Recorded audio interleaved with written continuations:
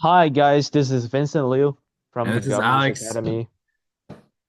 And this is our electric flux explanation video. Okay.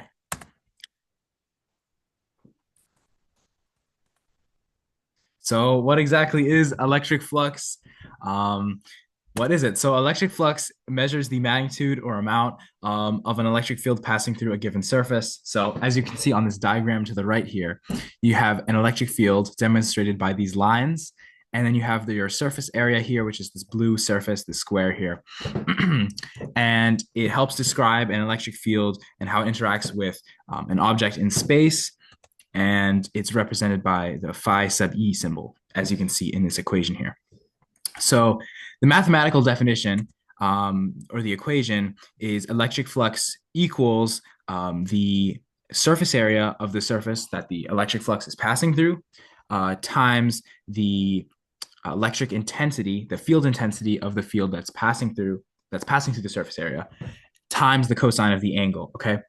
And so the angle is always parallel to the field travel, and the normal line that you would compare the field angle to is always perpendicular to the surface. So the surface here, the normal line of the surface, and you compare that normal line to the parallel line of the field, electric field. And you can see that here, that that's what each of these represent in the mathematical definition for it. And this would be in Newton meter square per coulomb. okay. Oh, and one more thing. The when a field passes through a surface, its net flux would be zero because when entering the surface area, the flux is negative, and when exiting, the sign of it would be positive. And as Alex described, the formula is given by the surface area times the electric field intensity times the cosine value of the angle. But it's getting too complicated when we when we find our situation where it is pretty hard to find the surface area. So there's a universal law for calculating the electric flux for all Gaussian surface. That is, the electric flux equals to the charge of the electric field divided by the permittivity of the space. And how do we prove it? So we can use a sphere to prove this formula. And so we first need to remember what's the Coulomb constant and how do we calculate Coulomb's constant. So we all know Coulomb's constant is an specific value, but it is actually derived from the formula that 1 over 4 times pi times the permittivity of the space. And let's just review how we calculate the electric field intensity. That is given by the Coulomb constant times the charge of this electric field divided by um, the distance to the second power. And let's just remind ourselves, how do we calculate the surface area of a sphere? That is 4 pi times the radius to the second power. So let's plug all those value in.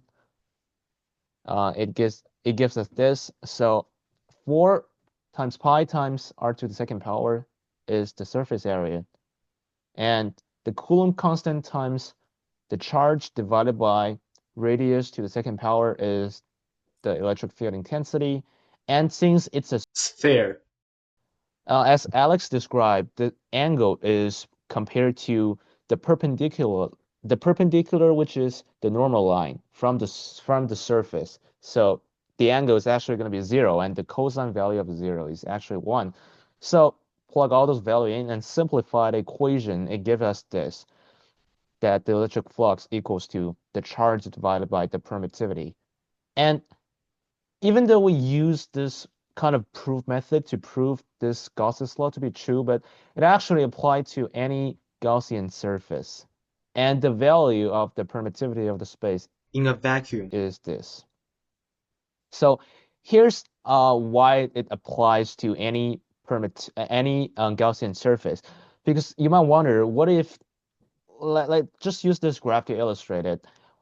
Let's just forget about the big cube. Let's look right into this two sphere.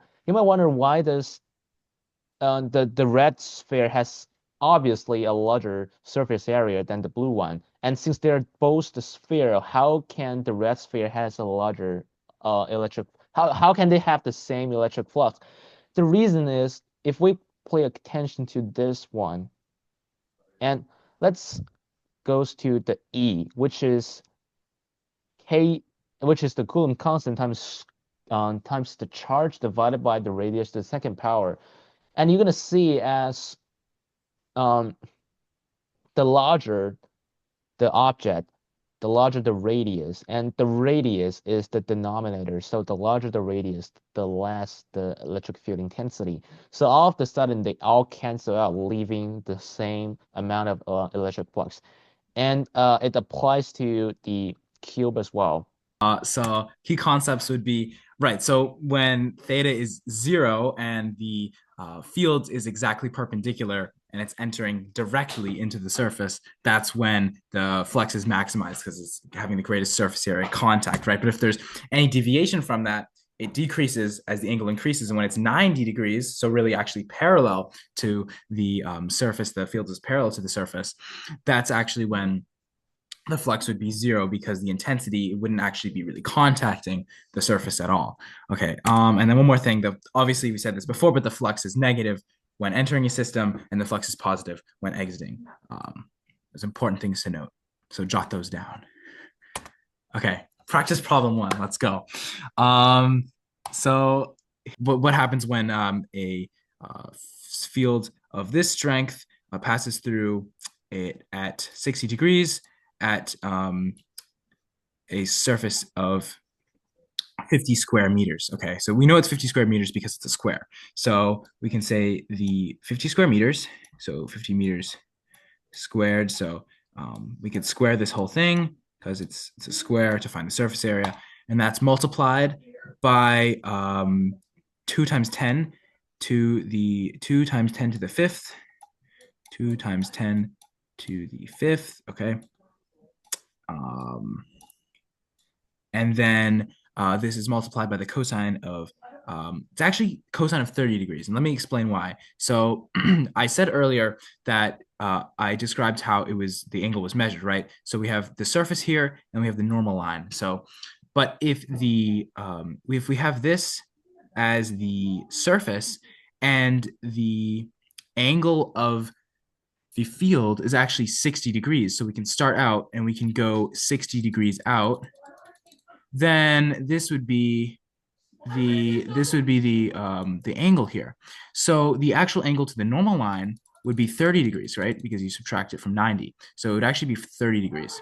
So it's the cosine of 30 degrees.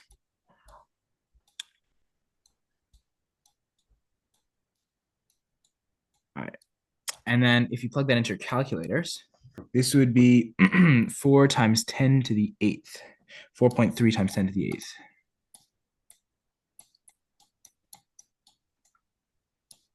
8th. Newtons meters squared coulombs.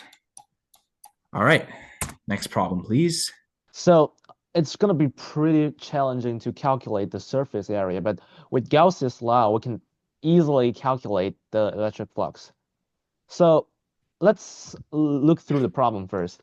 It says in vacuum, one thing to keep in mind is that the permittivity is not a permanent constant. But for the vacuum, this implies that the permittivity of the space is going to equal to 8.8 times 10 to the negative 12 Coulomb square over Newton meter square.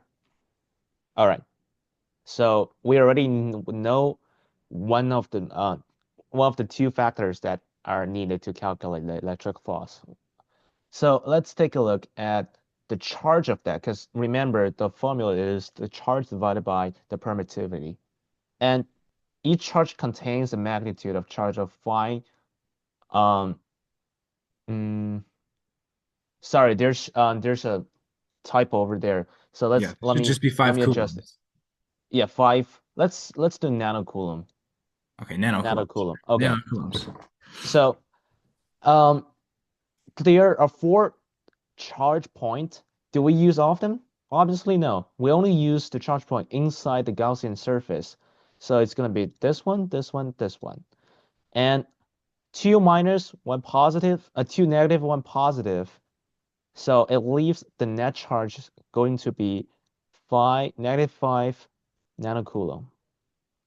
And with the formula, the electric flux equals to Q over the permittivity, which is right over there. Let's put that into the calculator and calculate the final answer. Okay. -568.1, yeah, 0.18182. Yeah, the unit is going to be Newton meter square per coulomb. Okay. Thank you. and I just want to thanks our teacher, Mr. So, who is the best teacher at the Governor's Academy. He works really hard to teach all those concepts, and the proof that I talk about is taught by him. He's a really nice teacher, and I hope all you guys enjoy the video and maybe get a chance to listen to his class. Thank you so much. Okay, thank Thank you, you. Mr. So.